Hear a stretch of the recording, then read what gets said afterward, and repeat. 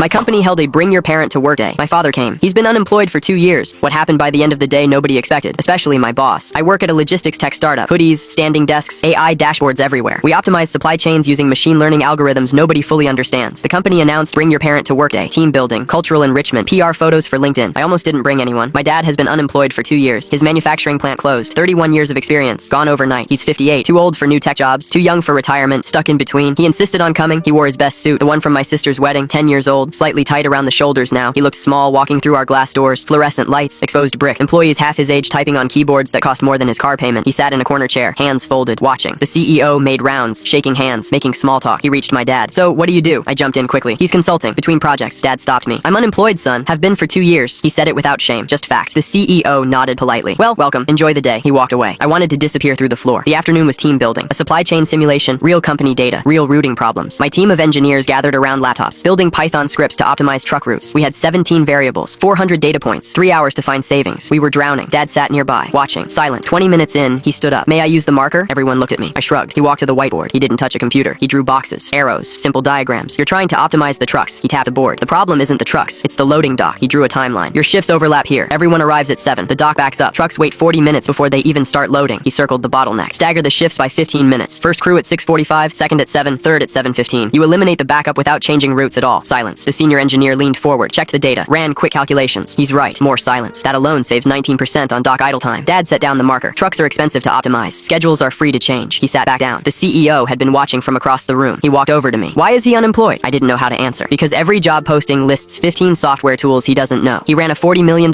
plant with a clipboard and a radio. But HR systems auto-reject him because he can't list Asana and Salesforce on his resume. The CEO looked at my dad, still sitting quietly, hands folded, not asking for anything. I can teach software in a week. I can't teach 30 years of operational instinct. He walked over to my dad. They talked for 10 minutes. I couldn't hear the conversation, but I saw my dad's face change. The tension in his shoulders released. Something I hadn't seen in 2 years. Hope. The CEO offered him a consulting contract on the spot. Operations optimization. No software required. Dad started the following Monday. He still doesn't use Slack. He carries a yellow legal pad. He writes everything by hand. The engineers make fun of it, gently, respectfully, because his first handwritten report identified a warehouse redundancy. We were shipping from 2 facilities to the same region. Overlapping coverage. Duplicate freight costs. Nobody noticed because it was buried in dashboards. Dad noticed because he walked the floor and asked questions. Old-fashioned questions. Why are 2 trucks going to the same city on the same day? His recommendation saved $340,000. Annual. Recurring. From a man who can't operate Excel. The CEO framed his first report. Hung it in the operations office. Yellow legal paper. Blue ink. No charts. No graphs. Just clear thinking. Dad works 3 days a week now. He wears the same suit. Still 10 years old. Still slightly tight. But he walks through those glass doors differently. Like he belongs. Because he does.